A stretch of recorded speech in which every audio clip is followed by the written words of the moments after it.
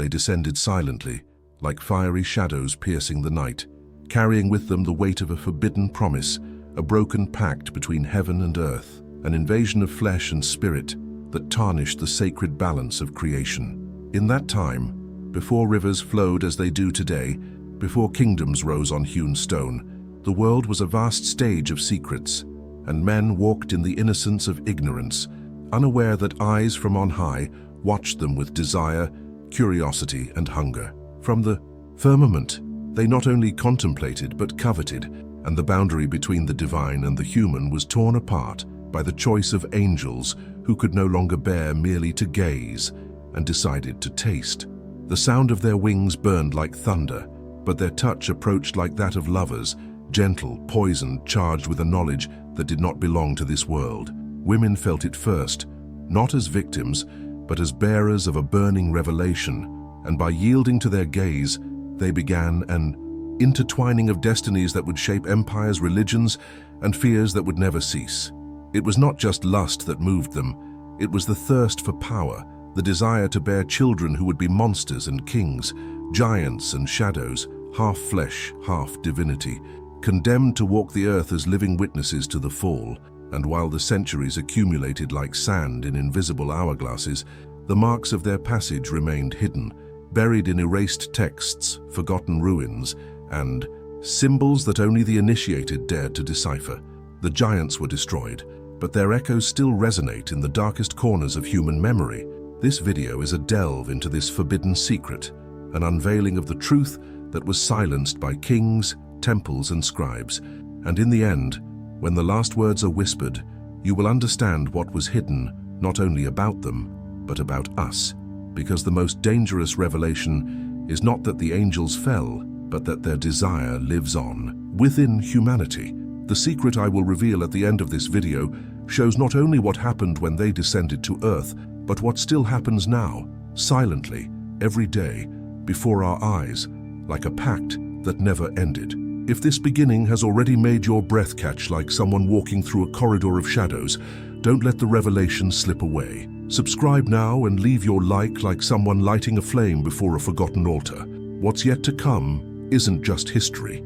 It's an open wound, a pact that has never been broken. Only those who walk to the end hear the final truth, and it awaits you in the next words. In the shadows of the earliest times, when human memory was still a flickering flame and writing was nothing more than symbols scratched on stone, the world seemed like an immense garden, surrounded by mystery and silence, and each star in the sky was seen as a watchful eye, each ray of moonlight a divine sigh touching the earth. The air carried the perfume of early civilizations, smoke from offerings burned on clay altars, chants whispered in forgotten dialects that sought dialogue with distant gods, and at the same time, there was a disturbing emptiness, as if something greater, invisible and dangerous, stalked men's steps. Women adorned their bodies with copper thread and glass beads, dancing around bonfires unaware that they were being watched by presences that did not belong to that world. The mountains echoed with sounds that did not come, solely from the wind and the rivers, with their deep dark waters reflected more than the moon. They reflected hidden presences that hid among the currents of time. The ancient cities, built on mud bricks and surrounded by fragile walls, were small islands of power amidst endless deserts. Their kings believed they ruled by the sword, but true power moved silently, descending from on high, penetrating dreams, igniting desires. It was a time when the sky was not only contemplated but feared, for the signs in the clouds and the distant thunder carried secret messages. Scribes recorded omens, priests spilled blood in rituals they believed would appease the gods, but nothing could stop what had already begun. The slow, calculated, irresistible approach of the celestial watchers who watched the world until they could no longer resist the magnetism of human desire. These angels, once messengers of purity, began to lean over invisible boundaries, touching reality with fingers of fire. They descended not in hordes, but in chosen steps, in secret apparitions, in nocturnal encounters where heaven seemed closer to earth. Men called them legends, but women felt it in their bodies, like a mysterious vibration, a burning call that confused devotion with surrender. And so the stage of history was set, not for wars of kingdoms, but for a spiritual war waged in the intimacy of the senses, a war that would become flesh and blood. Every temple stone, every flute blown during rituals, every veil covering women's bodies concealed a premonition. Humanity didn't know it, but it was living the first chapters of a forbidden narrative that would be recorded fragmentarily, erased, reinvented, until it reached us as an enigma. And at the center of this enigma was the fall, not only of angels, but of human innocence, a shared fall, shrouded in lust, power, and secrets that still echo in the depths of collective memory.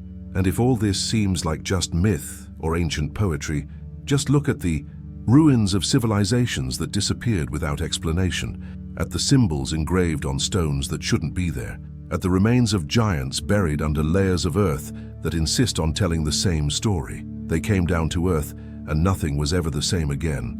There is something in this mystery that burns, that never ceases to provoke, like a scar that never heals. What is most disturbing is not what the fallen angels did, but what they left within us as an invisible inheritance, as a temptation that spans generations. And faced with this forbidden memory, many prefer silence, but those who dare to look into the eyes of this revelation feel something within them awaken. Perhaps it is just an ancient memory. Perhaps it is the echo of a pact that was never truly broken. It is at this point that history ceases to be merely the past and becomes a mirror. And before this mirror, the burning question is not about them, but about us. How far can we bear to know the truth? In the palaces that appeared like mirages in the middle of the desert, built on stone still holding the sun's heat, architecture was not just shelter. It was a secret map of power, a geometry designed to subdue minds and hearts, each arch and column erected as a gesture of sovereignty. The walls stood high not just to protect but to silence, to hide behind bronze gates what the people were never meant to see. Inside, long corridors led to the heart of the palace, like veins carrying not blood, but the expectation of mysteries, and the mosaics on the floor were not just ornamentation. They were coded messages that the initiated could decipher, symbols of dominion that united the sacred with the erotic, the divine with the political. There were inner temples hidden from view by ordinary men, chambers bathed in light filtered by linen curtains that transformed the brightness into a golden twilight, creating an atmosphere that confused devotion with submission. Every statue, every relief, carved into the walls, was a silent proclamation of who truly reigned, not the monarch of flesh, but the shadow of a celestial power fused with human desire. The arrangement of the courtyards and gardens was not random, it was calculated, as if each tree and fountain were pieces on an invisible board, designed to guide not only the steps, but also the emotions of those who dared to cross its paths. At the center of this labyrinth, the throne was not just a seat, it was an altar. The king who sat there did not rule merely with decrees, he ruled with images, with symbols that pierced the mind like blades, insinuating themselves into the souls of the people. The women who inhabited these spaces were shaped by this architecture, prisoners of walls that simultaneously exalted and condemned them, figures transformed into living pieces of an aesthetic that united pleasure and devotion. The very air was saturated with frankincense and myrrh, as if each breath were an offering, as if the entire environment conspired to remind everyone that there was no separation between the spiritual and the sensual, between the temple and the flesh. And so architecture became an instrument of domination. It was not enough to retain territory, it was necessary to shape imaginaries, to imbue the collective mind with the idea that there, among columns and corridors, dwelled something greater than man, a power that had descended from heaven and now revealed itself in stone forms. The grandeur of the space commanded reverence, but behind this reverence lay also seduction, a veiled invitation to yield, to lose oneself between fear and desire. It is at this point that we realize how architecture builds not only palaces, but also invisible prisons, imprisoning not bodies but consciousnesses. And perhaps most disturbing is imagining to what extent, even today, we live within these invisible walls, erected by hands that knew how to combine beauty and power, to guide us without our realizing it. Amidst the silent corridors and incense-laden halls, power was built not only with swords and armies, but with alliances woven in the secrecy of the night, with pacts sealed in the intimacy of desire, and with glances that spoke volumes. Each foreign wife, each concubine chosen from neighboring peoples, was not merely a woman brought into the harem, but a living embassy, a body transformed into territory, a womb transformed into a promise of peace or war. Alliances were written on skin, in perfumes that crossed cultures, in veils that hid not only faces but intentions. Kings knew that the most profound diplomacy was not conducted at the negotiating table, but in the bedchambers of dawn. A princess brought from Egypt was not just a wife, she was all of Egypt breathing in the sovereign's bedchamber. A young Phoenician woman was not just an adorned body, she was the echo of temples dedicated to foreign gods that now stalked within the kingdom's walls. Each woman brought with her her language, her customs, her secret rituals, and along with them the hope that her presence would turn the king's heart toward his homeland. And there was more to them than submission. There was calculation, there was strategy. They knew their value lay not only in their beauty, but in their ability to influence decisions, to whisper in the right ear at the right moment, to transform nights of pleasure into mornings of power. Desire was a currency stronger than gold, and those who knew how to wield it shaped the destiny of entire nations. Women were trained from an early age in this silent art. It wasn't just about seduction, but about negotiating with their own bodies like someone playing a board game where every move could determine the future of entire peoples. Rivalries turned into intrigues, but also into secret alliances between those who knew that together they could manipulate more than alone. Politics was dressed in silk, war was fought with smiles, and decrees were first written in the inner chambers before being proclaimed in the public square. Men believed they ruled with their crowns, but in the silence of the bedrooms, it was female bodies that would define borders and decree victories. Desire, therefore, was not merely a carnal impulse, but a tool of government. Kings, intoxicated by the mixture of lust and power, became pawns as well, prisoners of passions that confused faith and strategy, love and dominion. And while the people believed that alliances were sealed on altars with offerings and blood, the truth was that the heart of the kingdom was decided in the heat of entwined bodies, in kisses that carried more gunpowder than armies, in whispers that were worth more than entire treaties. In the end, the burning question isn't who officially reigned, but who truly moved the invisible threads of history. And this doubt spans the centuries, because perhaps the throne rested not with the king, but with those who knew how to transform desire into power. They didn't need crowns to rule. The perfume that set the night on fire was enough. Comment below, which of these seduction rituals do you believe most shaped a king's destiny? In hidden chambers where the silence was broken only by the soft sound of water trickling into bronze basins, women prepared themselves as if they were priestesses of a secret cult, every gesture imbued with symbolism, every detail designed not only to beautify, but to transform the body into a living altar. The purification rituals were not simple baths. They were ceremonies in which the skin was stripped of desert dust and coated with the glow of the rarest oils. The water, heated in clay jars, was infused with lotus petals, myrrh leaves, and essences brought from distant lands, creating a fragrant blend that imbued the flesh with aromas that lingered in the memory long beyond touch. Bodies were anointed with thick ointments, prepared using secrets passed down from mother to daughter, formulas that combined ancient science and magic. The skin, upon receiving these balms, became soft as silk, reflecting the lamplight as if coated in liquid gold. The finest fabrics were used not to conceal, but to insinuate, to hint at what was desired to be revealed, like veils of mystery that transformed expectation into a weapon. Every piece of linen, every piece of jewelry, every anklet sounded like a subtle spell, an enchantment that prepared the atmosphere even before the encounter. Hair was washed with herbal infusions and braided with silver threads, perfumed with resins that exuded with the slightest movement of the head. Eyes were painted with malachite powder and charcoal, highlighting the gaze until it became a hypnotic blade capable of subduing without words. Lips were tinted with pomegranate, and when smiling, they became silent invitations, promises engraved on the flesh. It was an alchemy of desire, in which nothing was left to chance. The body was the temple, and the ritual, the liturgy of a seduction that blended faith and pleasure. These practices, seen from the outside, might seem futile or superficial, but they carried within them the ancient wisdom of entire civilizations. They knew that flesh was not just flesh, but language, and that seduction was not just conquest, but a spiritual weapon. By anointing their bodies, They not only beautified themselves, they consecrated themselves to an invisible war, a battle in which victory lay in the mastery of the gaze and the surrender of the other. The aromas permeated the air of the palaces like spirits. The sounds of jingling bracelets mingled with chants, and the slow movements of hands spreading oils transformed into bodily prayers. And at the heart of these rituals was something that transcended appearance.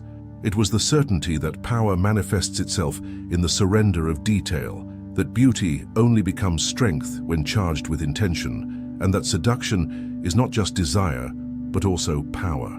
Perhaps this is why so many kings were lost, not on the battlefield, but in chambers lit by torches and perfumes where women, prepared as priestesses of the flesh, knew that every touch and every sigh could decide the fate of entire empires.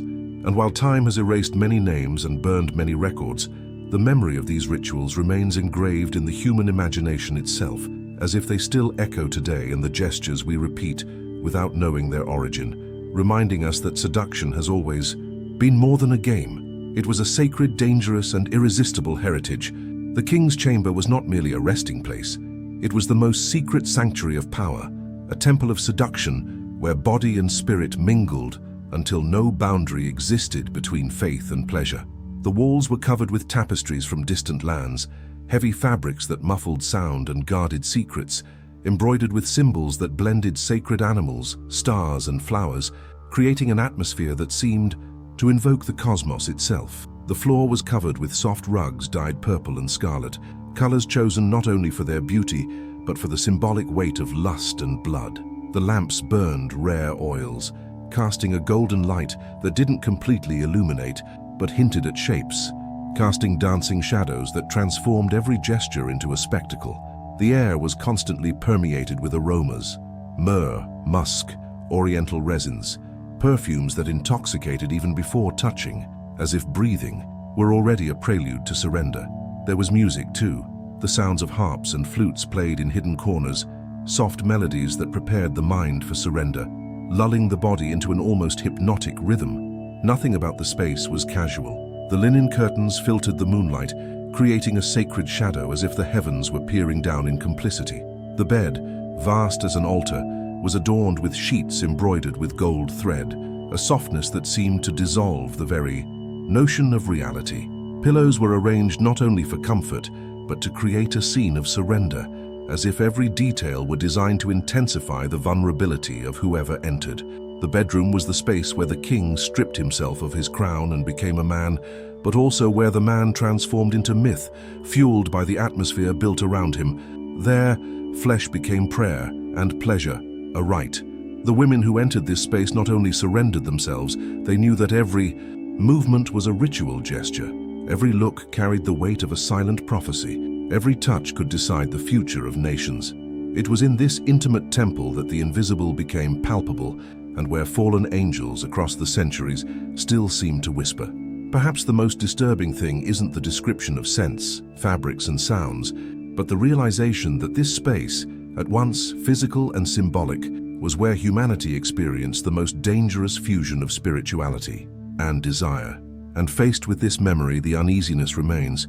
How many times in history has the fate of empires been decided between the sheets, to the sound of sighs rather than on the battlefield? In the hidden corridors, behind the tapestries, and within the silent gazes, a war raged that was not written in the official annals nor recorded by the scribes. It was an invisible, subtle battle, made of whispers, of discreet poisons, of intrigues that circulated like serpents among the harems. Chambers, the concubines and wives united by the same golden prison, were at once sisters and enemies, accomplices and rivals. The smiles exchanged before the king hid the sharp dagger of envy, and every gesture of kindness could be a disguise to weaken the other. Alliances were formed in secret, a faithful servant, a bribed guard, a midnight confidence exchanged under the promise of silence. The women knew they couldn't confront each other directly, so they moved like pieces in a silent chess game, pushing their rivals toward oblivion or disgrace with invisible blows. All it took was a subtle rumor, a whispered insinuation in the right ear, and a rival's fate was sealed. There was espionage even among the veils, secrets stolen from letters, intercepted messages, attentive glances at an adversary's feigned tears. And when the rivalry became unbearable, poison emerged as an ally, mixed with perfumes, cups of wine, and ointments that were supposed to beautify, but silently destroyed. But the most fascinating thing was not the explicit hatred, but rather the ability to forge unexpected alliances. Women who could never stand each other joined forces against a third, manipulating the king without his knowledge, bending his will to an invisible intrigue. The sovereign's bedroom, which seemed like a temple of seduction, became the stage for the greatest dispute. Each night granted to a woman was a victory, each separation a defeat. The body became a battlefield, and pleasure became a bargaining chip. War was not fought with armies, but with calculated kisses, with rehearsed tears, with silences that spoke louder than speeches. The court lived beneath the glitter of jewels, but behind them lurked a jungle of rivalries that shaped political decisions, decrees, and alliances between kingdoms. It's disturbing to imagine that, while the people believed the kingdom's fate was decided in councils and assemblies, the truth is that the thread of power was silently pulled by female hands. Women who never wielded a sword were able to bring about the downfall of empires through intrigue alone, manipulating hearts with the same precision a general commands troops. And perhaps the greatest unease is realizing that this invisible war never disappeared. It merely changed its setting, but continues to be waged whenever desire and power collide in the same space. And before this mirror, the audience watching may feel the weight of the same question that echoed in the corridors of the past. Who truly ruled? The man on the throne or the feminine shadows that shaped his heart? In the halls hushed by the scent of incense, where every shadow seemed to hold a secret, the birth of a child was not just the cry announcing a new life, but the tinkling of invisible chains that stretched across the kingdom's future. Women's wombs were more than a space for pleasure or seduction. They were the sacred ground where the fate of dynasties was decided, and each child born belonged not just to the mother or the king, but to the entire power structure surrounding them. The cradle was a miniature throne, and breast milk carried not only nourishment, but also the hope of rule. Each birth elicited smiles and silences. The mother who offered the king an heir became more than a concubine, rising to a position of influence, surrounded by envious glances and sharp rivalries. The others, deprived of this triumph, plotted silently, trying to find ways to weaken the child or the mother, knowing that a succession could erase their name from memory and from the court. The palace corridors echoed not only with the intrigues of lovers, but also with the murmurs of maids, nurses, and advisors who wondered which child would find favor with the gods and which would be forgotten. Women, aware of this game, shaped their children as sculptors shape statues. Boys learned not only to talk and walk, but to negotiate, to seduce, to distrust. Girls were raised not just to marry, but to be currency in future political alliances, bodies promised before they even understood their own existence. Mothers, therefore, did not just raise children, they forged living pieces on a chessboard of power that extended far beyond their chambers. And then there were the invisible struggles. Who would have access to the prince's ear? Who would control his masters? Who would instill values and beliefs into his still moldable mind? Often the true battle for the throne began in the cradle, with mothers using stories, songs, and rituals to incline their sons to their favor, imprinting in them memories and loyalties that would echo into the future. A touch of affection could signify the fidelity of a future king, and a calculated absence could be the ruin of a rival heir. They weren't just children, they were living inheritances, fragments of kingdoms perpetuated in blood. The kings, often intoxicated by lust and immediate pleasure, didn't realize that, more than their orders and battles, it was the silent decisions of their mothers that shaped the following centuries. And so, between the innocent laughter of children and the calculating gaze of women, the future was written in silence, as if every cradle were a battlefield and every heir a walking prophecy. Inheritance was not just material but spiritual, and often the fate of empires depended on a tear, an embrace, or a secret whispered in a child's ear. And if today it seems far-fetched to imagine such disputes, just remember that every society is built on the same principle: control of tomorrow. And who controls tomorrow? Perhaps it's not kings, but those who shape the hearts of their children while the world sleeps. Children were not born only from the womb, but from invisible pacts sown in silence. Comment: do you think the true throne of Israel was in the hands of the king, or in the hands of the mothers who molded their heirs?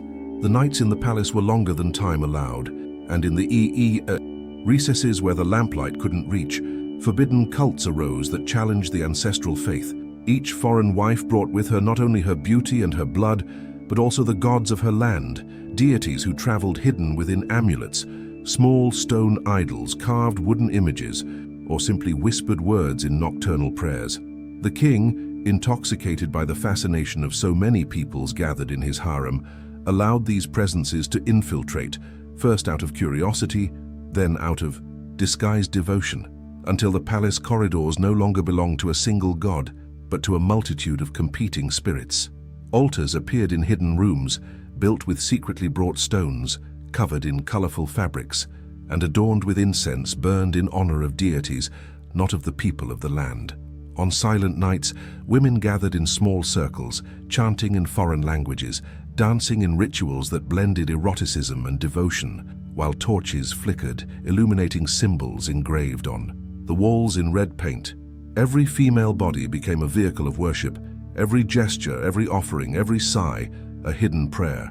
Forbidden syncretism was not only a religious affront, it was also a political weapon. The woman who managed to introduce her god into the king's habits conquered more than his body. She dominated his soul, shaped his choices, and ensnared him in invisible chains.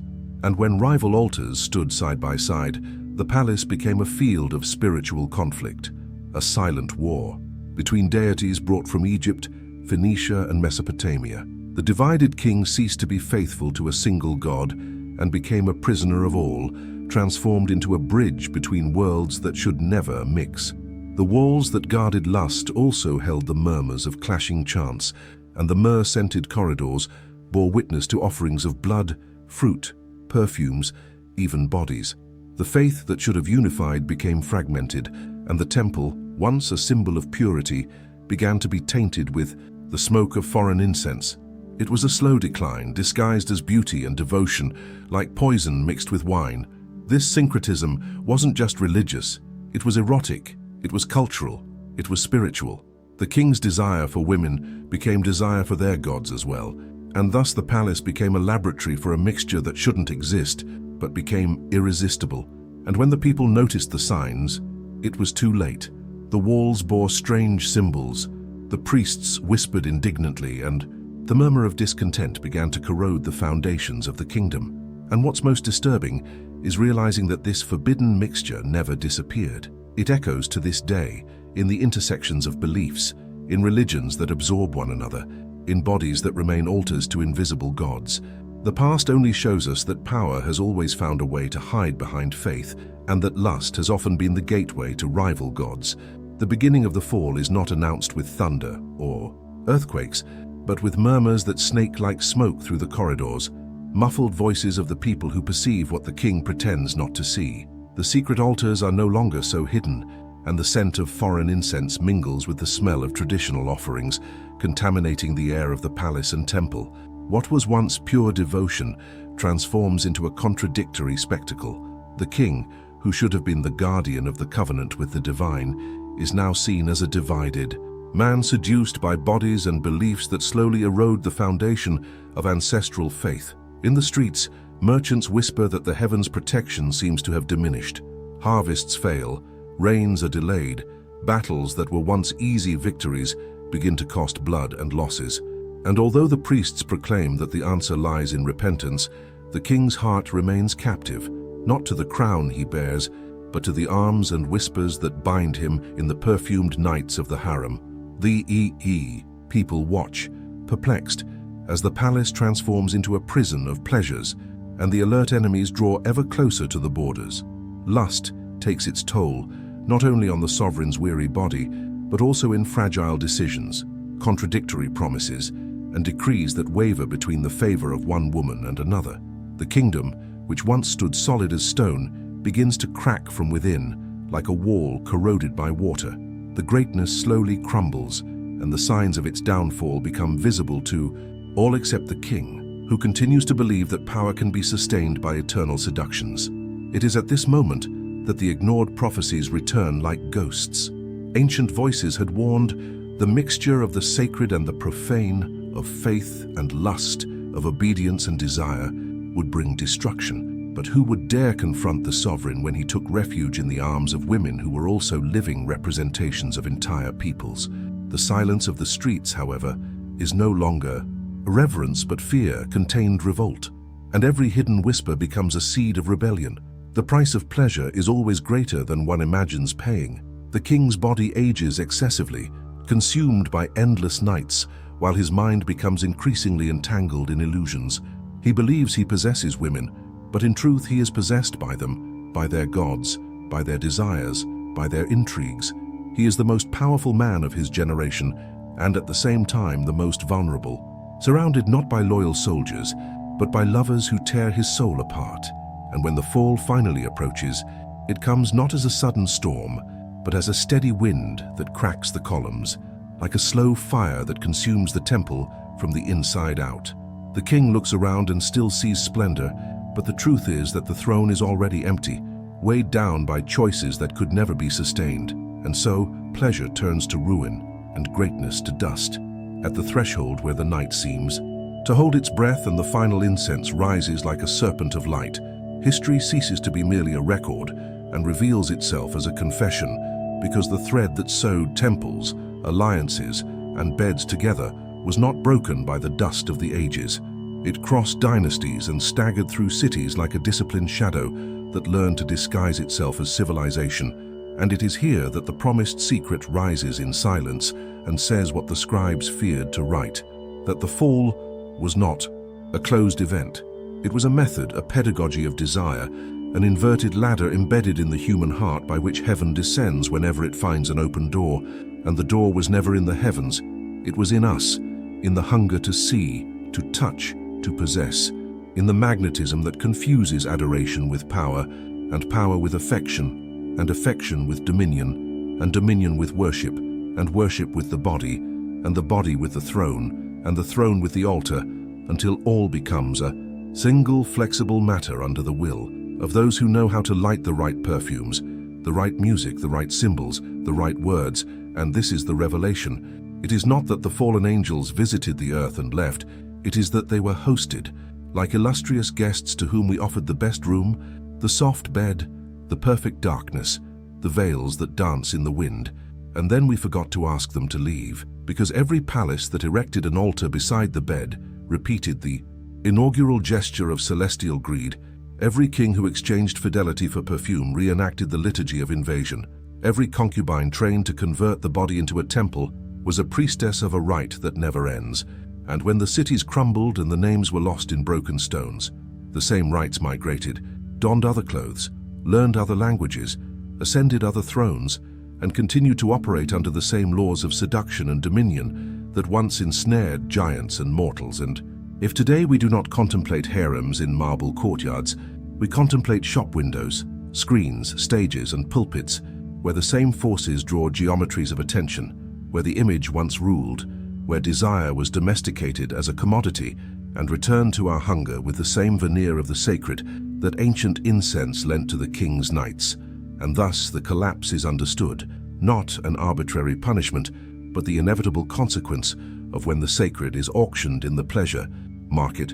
The hidden truth revealed, they descended to earth and remained not as wings hovering over cities, but as habits, systems, fashions, liturgies of the gaze. They walk where beauty loses its obedience, where faith surrenders to spectacle, where the symbol bows to the will of the body. And so ruin always returns because the palace contaminates the temple. The altar moves to the bed. The heart offers itself as a throne. And again the staircase opens, and again someone descends, and again. We sign with our own breath the continuation of the pact.